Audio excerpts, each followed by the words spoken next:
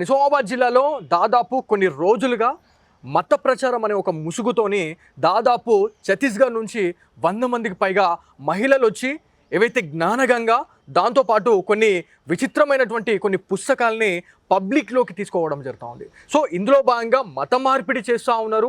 So దీంట్లో clear కట్గా హిందూ మతాన్ని కించపరిచే విధంగా దాంట్లో వ్యాఖ్యలు ఉన్నాయనే దానిపైన అయితే మనకైతే కొంతమంది నిజామాబాద్ సిటిజన్ చెప్పడం జరిగింది. దాంతోపాటు రానున్న రోజుల్లో ఏదైతే బక్రీద్ సందర్భంగా గోవధ నిషేధ చట్టాలపైన అసలు ఎలాంటి అవేర్నెస్ కావాలి అనే దానిపైన అయితే ఖచ్చితంగా మనం మాట్లాడుకోవాలా. సో మనతో తెలంగాణ రాష్ట్ర శివసేన పార్టీ ప్రధాన కార్యదర్శి అయినటువంటి పన్నవర్ శ్రీహరి గారు ఉన్నారు. వారితో ఒకసారి వారితో మాట్లాడే ప్రయత్నం అయితే చేద్దాం. అన్న నమస్తే. సో ఏవైతే ఈ పరిణామాలు సో గత కొన్ని రోజులుగా ఇందూరు జిల్లాలో ఇవన్నీ కూడా చర్చనీయాంశంగా మారుతూ ఉన్నాయి. సో దీనిపైన సిగ్నేచర్ స్టూడియోస్కి కావచ్చు, దాంతోపాటు 2 తెలుగు రాష్ట్రాల ప్రజలకి అవేర్ కావాల్సిన అవసరం ఎంతైనా ఉంది. సో ఎవరైతే వివిధ రాష్ట్రాల నుంచి వచ్చి ఇక్కడ మత ప్రచారాలు చేయడం కావచ్చు, లేకపోతే ఒక గురువుని చూపించి మా గురువే దేవుడు అని చెప్పేసి హిందుత్వాన్ని మంటలో కలిపే విధంగా కొన్ని వ్యాఖ్యలు కూడా చేయడం జరుగుతూ ఉంది. బుక్కులు కూడా పంపిణీ చేస్తూ ఉన్నారు. సో దీంతో పాటు బక్రీద్ సందర్భంగా గోవధ నిషేధ చట్టాల గురించి ఖచ్చితంగా తెలుగు రాష్ట్రాల ప్రజలకి తెలియాలి అని చెప్పేసి చాలామంది కామెంట్స్ కూడా పెడుతున్న పరిస్థితి ఉంది. సో మీరు ఏం చెప్పాలనుకుంటున్నారు? ముందుగా సిగ్నేచర్ స్టూడియో అధినేత మహేందర్ గారికి కృతజ్ఞతలు తెలుపుతూ, వారు గత కొంతకాలంగా సిగ్నేచర్ స్టూడియో ఏర్పాటు చేసినప్పటి నుంచి భారత రాజ్యాంగం యొక్క స్ఫూర్తితో వారు తెలుగు రాష్ట్రాల్లో ప్రజల్ని ఒక సరి అయిన దిశలో నడిపించే ప్రయత్నం చేస్తున్నారు. తద్వారా వారి యొక్క ఆధ్వర్యంలో పనిచేస్తున్న యాంకర్లు కూడా అందరూ కూడా ప్రజలని మోటివేషన్ చేస్తూ, అయితే ఎక్కడైతే మతాల మధ్య విద్వేషాలు జరుగుతున్నాయి, ఎక్కడైతే శాంతి భద్రత విఘాతాలు కలుగుతున్నాయో అసలు ఎక్కడ జరుగుతున్నది, ఎందుకోసం జరుగుతున్నది, మరి ఏ మతాలలో ఉన్న లొసుగులు ఏంటి, వాటి ముసుగులు ఏంటి అనే విషయంలో వాటిని తొలగిస్తూ మరియు మహేందర్ గారు సిగ్నేచర్ స్టూడియో ద్వారా ప్రజలకు తెలియజేసే ప్రయత్నం చేస్తున్నందుకు వారికి ప్రత్యేక కృతజ్ఞతలు. అదేవిధంగా సనాతన ధర్మంలో ఇప్పటి వరకు కొన్ని ఛానళ్ళు పనిగట్టుకొని హిందూ ధర్మంపై మరియు చట్టాలపై అవగాహన లేకుండా నోటికొచ్చినట్టు మాట్లాడే ప్రయత్నం చేసిన సందర్భంలో మరియు భారత రాజ్యాంగం స్ఫూర్తిగా బాబాసాహెబ్ గారు చెప్పిన దిశగా భారతదేశంలో కొన్ని భారత రాజ్యాంగం ద్వారా మనకి ఇచ్చిన హక్కుల్లో సమానత్వపు హక్కు, స్వాతంత్రపు హక్కు, దోపిడీ నివారించే హక్కు, మత ఇచ్చే హక్కు, అదేవిధంగా విద్యా హక్కు, ఈ విధంగా భారత రాజ్యాంగ పరిష్కారం ఇచ్చే హక్కుగా ఒక 6 ప్రాథమిక సూత్రాలు అమలు చేయడం జరిగింది. ఈ అమలు చేసే భాగంగా సమానత్వము అనే యొక్క పదాన్ని ప్రజల్లో చొప్పించి అందరూ సమానంగా ఉండడానికి మరి ఏ మతాల్లో ఏమున్నా ఇప్పటివరకు చెప్పిన నిజమా కాదా అని చెప్పే ప్రయత్నంలో వారు చేస్తున్న ప్రయత్నం ఉందో ఖచ్చితంగా అభినందనీయం.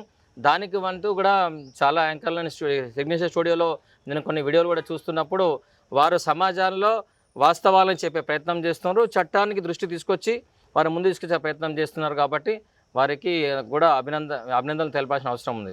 అయితే ఈ మత ప్రచారం అనేది ఏదైతే ఉన్నదో, ఒక భారత రాజ్యాంగము భారతదేశంలో ఇది ప్రజాస్వామ్య దేశం, లౌకిక దేశం.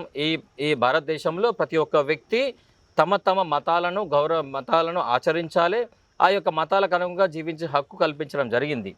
కానీ అదేవిధంగా ఇతర మతాలని కించపరిచే విధంగా ప్రయత్నం చేస్తే చట్ట ప్రకారము వాళ్ళని శిక్షించడం కూడా జరుగుతుంది. దానికి సంబంధించిన చట్టాలు కూడా మన భారత రాజ్యాంగం కల్పించింది, దాంట్లో సెక్షన్లు కూడా ఉన్నాయి.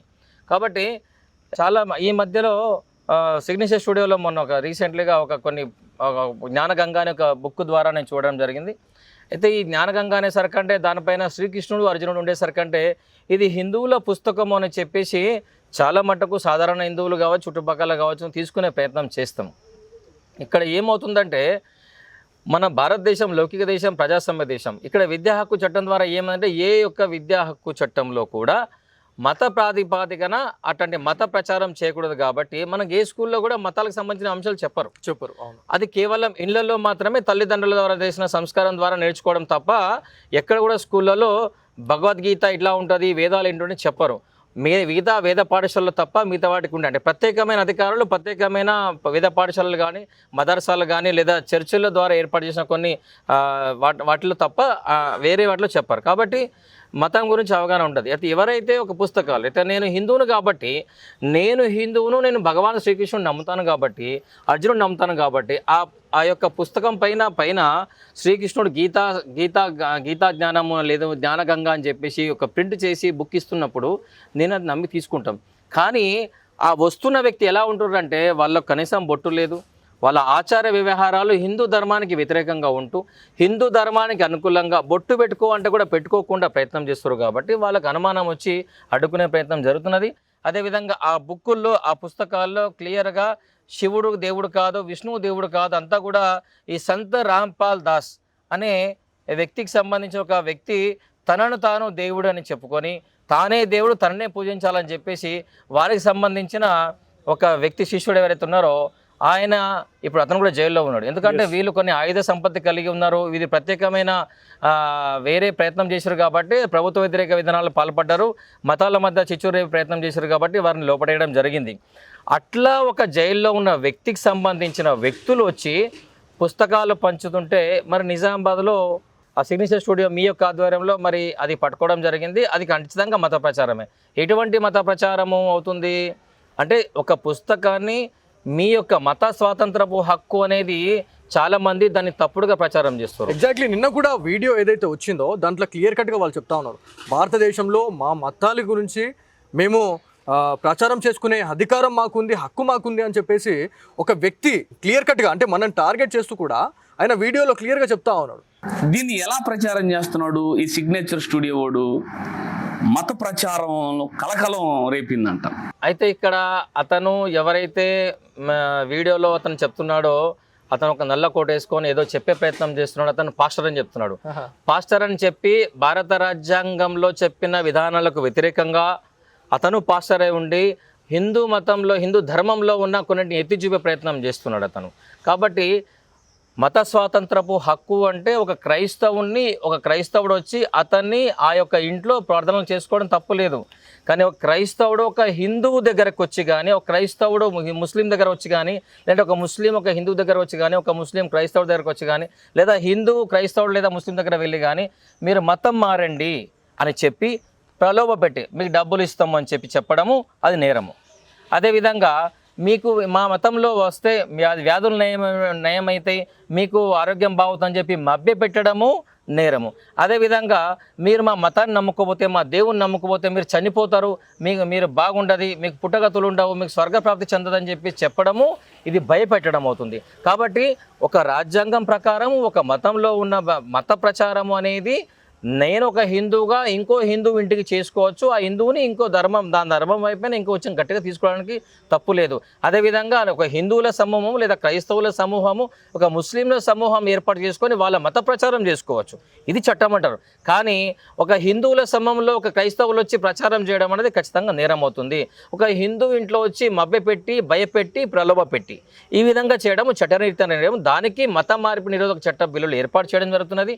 బట్ రాజ్యాంగం అటువంటి అనుమతి ఇవ్వలేదు. కానీ ఒకవేళ నేను స్వయంగా ఒక క్రైస్తవుడు వచ్చి నేను హిందువుగా మారుతా అంటే అడ్డంకలు లేవు. ఒక హిందువు క్రైస్తవుగా మారుతా అంటే సొంతంగా మారచ్చు. కానీ ఏ వ్యక్తిని కూడా భయపెట్టి ప్రలోభపెట్టి మభ్యపెట్టి తప్పుదోవ పట్టించి చేయడానికి లేదు. అదేవిధంగా మత ప్రచారం అనేది నా యొక్క దేవుణ్ణి గొప్పగా కీర్తించవచ్చు, నా యొక్క దేవుణ్ణి గొప్పగా స్తుతించవచ్చు, కానీ వేరే దేవుడు తప్పు అని చెప్పడానికి లేదు. కాబట్టి ఇక్కడ కొన్ని మతాల వాళ్ళు మీ దేవుడు తప్పు, మీ శివుడు లేడు, రాముడు లేడు, కృష్ణుడు లేడు అని చెప్పేసి కొన్ని మతాల వాళ్ళు చెప్తారు. కాబట్టి దాన్ని అడ్డకట్ట వేసే ప్రయత్నం చేయడము సిగ్నేచర్ స్టూడియో వారు ఈ విషయాన్ని బయట చెప్పించే ప్రయత్నం చేస్తున్నప్పుడు వీళ్ళు మతాల మధ్య విద్వేషాలు రెచ్చగొడుతున్నారని చెప్తున్నారు. అయితే ఎవరైతే నిన్న ఒక వీడియో పెట్టిండో అతను తనకు తాను పాస్టర్ అని చెప్తూ నేను కమిషనర్ గారితో మాట్లాడను, సీఏ గారితో మాట్లాడని చెప్పడం జరుగుతుంది. నేనేమంటున్నానంటే ఆ చెప్పిన వ్యక్తికి చట్టం పట్ల పూర్తి అవగాహన లేదు, రాజ్యాంగం పట్ల పూర్తి అవగాహన లేదు. కేవలము తాను పాస్టర్ అయి ఉండి ఇంకో మతాన్ని అతని మత ప్రచారం జరుగుతుందని చెప్పేసి సిగ్నేచర్ స్టూడియో ఆధ్వర్యంలో ఈ విధంగా తప్పుడు మతాల ప్రచారం జరుగుతుందని చెప్పే ప్రయత్నం చేస్తున్నప్పుడు వీళ్ళేదో వైషమ్యాలు రెచ్చగొడుతున్నారని చెప్పేసి ఆయన స్టూడియోలో ఈ విధంగా మాట్లాడుతున్నారని చెప్తూ ఆయననేమో ధర్మంలో ఉన్నాయి కొన్ని బ్రహ్మ అంటారు, మనువాదులు అంటున్నాడు అతను, ఈ విధంగా కించపరుస్తున్నాడు. కాబట్టి ఈ విధంగా కించపరచడం సరిగేది కాదు. ముందు మీరు భారత రాజ్యాంగాన్ని పూర్తిగా చదవండి, భారత రాజ్యాంగంలో మతాలకు ఇచ్చిన హక్కులు ఏవైతే ఉన్నాయో పూర్తిగా అర్థం చేసుకోండి. ఎవరి మతాల్ని వారు స్వీకరించండి, ఎవరి మతాలను వాళ్ళు పాటించండి, ఎవరి ప్రార్థనా మందిరాలు నిర్మాణం చేసుకుని ఎటువంటి అభ్యంతరం లేదు. ఇది లౌకిక దేశం, ప్రజాస్వామ్య దేశం. కానీ మీరు మీ మతాన్ని పాటిస్తూ మా మతాన్ని కించపరుస్తామంటే ఎవరు ఊరుకోరు, దాన్ని ప్రశ్నించాల్సిందే. ఆ ప్రశ్నించే భాగంలో మా హిందూ దేవుళ్ళని కించపరుస్తున్నప్పుడు ఇక్కడ సిగ్నేచర్ స్టూడియో ఆధ్వర్యంలో ఆ యొక్క పుస్తకాలని పట్టుకొని ఆ పుస్తకాల్లో క్లియర్గా పుటలో చూసినప్పుడు శివుడు దేవుడు కాదు, విష్ణువు దేవుడు కాదు అని చెప్తున్నారు. సంత రాంపాల్ దాసే దేవుడు లేదా స్వామి రామానంద మహారాజు అతను ఎవరైతే ఉన్నారో అతనే జైల్లో ఉన్న వ్యక్తి దేవుడు అని చెప్తున్నారు. కాబట్టి అది తప్పు అని చెప్పేసి ఇక్కడ చెప్పడం జరిగింది. ఇప్పుడు మత ప్రచారం చేస్తున్నారంటే దొంగ అంటే భుజాలు తడుపుకున్నట్టు ఎక్కడో ఉన్న ఆంధ్రాలో ఉన్న పాస్టర్ మేము చేయలేదు, మాకు సంబంధం లేదు, క్రైస్తవులు కంటకడుతున్నారని చెప్తున్నారు. ఎగ్జాక్ట్లీ అండి. నా నెక్స్ట్ క్వశ్చన్ కూడా అదే. ఎందుకంటే ఇక్కడ మనము క్రిస్టియానిటీ గురించి కావచ్చు, లేకపోతే ముస్లిం సోదరులే దీంట్లో ఇట్లా ఈ మతపరంగా వీళ్ళు చేస్తున్నారు అని మనం ఎక్కడ కూడా క్లియర్గా మెన్షన్ చేయలేదు. ఒక మహారాజ్ గారి గురించి, ఒక గురువు గారి గురించే మనం క్లియర్గా మాట్లాడినా. కాకపోతే ఎవరైతే ఆయన అనవసరంగా ఆయన ఇది వాంటెడ్లీ టార్గెట్ చేస్తున్నట్టే కనిపిస్తూ ఉంది. ఎందుకంటే ఇది కేవలం ముస్లిం సోదరులకు, దాంతోపాటు క్రిస్టియన్ సోదరులకు మాత్రమే ఈ వీడియో అంకితం అని చెప్పేసి కూడా వాళ్ళు దుష్ప్రచారం లాంటివి చేయడం జరుగుతూ ఉంది. అయితే ఇక్కడ విషయం ఏంటంటే అతను క్లియర్గా ఏంటంటే గుమ్మడికాయ దొంగ ఎవరంటే భుజాలు తడుమునట్టుగా మత ప్రచారం జరుగుతుంది అనేది మాట్లాడడం జరుగుతుంది. ఎందుకంటే మా దేవుడిని నమ్మండి అంటే ఏ మతమైనా సరే, అంటే ఒక ఇస్లాం కాకుండా, క్రైస్తవం కాకుండా, హిందువులు కాకుండా, సిక్కులు కాకుండా, జైనులు కాకుండా, బౌద్ధం కాకుండా కొత్త వ్యక్తి వచ్చి నేను దేవుడిని అని చెప్తున్నప్పుడు అది మతం, ఒక వ్యక్తి ద్వారా నిర్మాణం అనేది మతం అవుతుంది. కాబట్టి అది మత ప్రచారం కింద వస్తుంది. కాబట్టి అది తప్పుడు మత ప్రచారం అవుతుందని చెప్పే ప్రయత్నం మీరు చేయడం జరిగింది. 100% అది కరెక్టే జరిగింది. అయితే ఈయన ఏం చేసిండు అంటే ఇప్పుడు మాకు ఇప్పుడు అనుమానం కలుగుతుంది నిజంగా అంటే క్రైస్తవులు ఈ పని చేస్తున్నారు అని అనుమానం కలిగించే విధంగా ఆయన మాట. ఎగ్జాక్ట్లీ నిన్న వీడియోలో అదే నాకు క్లియర్గా అంటే ఇక్కడ మీరు నిన్న చెప్తున్నప్పుడు క్లియర్గా సంత రాంపాల్ దాస్ యొక్క శిష్యుడు సంత రామానంద మహారాజు గారు మెన్షన్ చేయడం, ఈ విధంగా చెబుతూ వారు జ్ఞానగంగా అని పుస్తకం చేస్తుంది చెప్పడం జరిగింది. అయితే ఇతను ఏమంటుండంటే మా క్రైస్తవులను అంటున్నాడు, ఇస్లాం అంటున్నాడు, లేకుంటే అందులో దళితులను యాడ్ చేస్తాడు. దళితులు మతాన్ని దళితులు అనే పదానికి మతం లేదండి. హిందువులైన వాళ్ళు దళితులకు పరిగణించబడరు, క్రైస్తవులు దళితుల కిందకి రారు. కాబట్టి దళితులు అంటారు, కొందరు బీసీలు అంటారు. నిజమైన హిందువులు లేదా ఆర్యులు బయటకు వెళ్ళి వచ్చారంటాడు. ఇతను పాస్టరు, ఇతను మత మార్పిడి అయిన వ్యక్తి, ఇతని తండ్రి లేదా తాత ఒకప్పుడు హిందువులుగానే ఉండి ఉంటారు. మరి ఈ విధంగా ఇతను భారతదేశంలో అసలు క్రైస్తవమే లేదు, ఎక్కడి నుంచో వచ్చిన క్రైస్తవము, మరి ఎక్కడో పుట్టిన క్రైస్తవాన్ని ఆచరిస్తున్న వ్యక్తి, మరి హిందూ ధర్మంలో ఉన్న వ్యక్తుల్ని మీరు నిజమైన హిందువులు, వీరు తప్పుడు హిందువులని చెప్పి స్టేట్మెంట్ ఇచ్చిండు. ఖచ్చితంగా దాన్ని ఖండిస్తున్నాం. దాని ప్రకారం మేము కూడా వారిపైన చట్టరీత్యా చర్యలు తీసుకునే అవకాశం ఉంటుంది. ఎందుకంటే ఆర్యులు బయట నుంచి వచ్చారని చెప్పడం అనేది, అదేవిధంగా వైషమ్యాలు రెచ్చగొడుతున్నాడు, అదేవిధంగా దళితులని కించపరిచారు అని చెప్పి, లేదా బీసీలను అన్నారని చెప్తారు. ఇక్కడ సిగ్నేచర్ స్టూడియో ఆధ్వర్యంలో నిన్న వచ్చిన ఆడియోలో ఎక్కడ కూడా మత మార్పిడి గురించి తప్ప ఎటువంటి కులాల గురించి చెప్పడం జరగలేదు. కాబట్టి ఇతను ఎవరైతే వ్యక్తి ఉన్నారో, ఏవైతే అభియోగాలు పోయే ప్రయత్నం చేస్తారో మీకు కూడా తప్పుడు ప్రచారము క్లియర్గా అక్కడ కూడా అక్కడ క్రైస్తవులు కానీ ముస్లింలు చేస్తున్నట్టుగా చెప్పలేదు. ఇక్కడ ఒక వర్గం వారు అదేవిధంగా స్వామీజీ యొక్క పేర్లు చెప్పడం జరిగింది. కాబట్టి దాని ప్రకారము సిగ్నేచర్ స్టూడియో వారు ప్రజలకు తెలియజేసే ప్రయత్నం చేశారు. ఖచ్చితంగా అది అభినందనీయం, అడ్డుకోవాల్సిందే. అదేవిధంగా ఇప్పటివరకు నాకు తెలిసినంత వరకు సిగ్నేచర్ స్టూడియో ఎప్పుడు కూడా తను ప్రయత్నం చేస్తూ ముందుగా పోలీసులకు తెలియజేసి పోలీసుల యొక్క సహకారంతో చట్టరీత్యా చర్యలు తీసుకునే విధంగా చేశారు. ఇది ఇప్పుడు కొన్ని చట్టాలు ఉంటాయి. కాబట్టి ప్రజలకు ఒక స్టూడియోలో ఒక జర్నలిస్టుగా, ఒక పత్రికా విలేకరిగా, పత్రికేయుడిగా తమ యొక్క బాధ ప్రజలకు తప్పుదో పట్టిస్తున్నప్పుడు ఆ వ్యక్తిని పట్టుకొని ప్రజలకు పోలీసులకు అప్పగించాల్సిన అవసరం ఉంది, ప్రజలకు తెలియాల్సిన అవసరం ఉంది, వీటిపైన అవగాహన కల్పించాల్సిన అవసరం పత్రికలు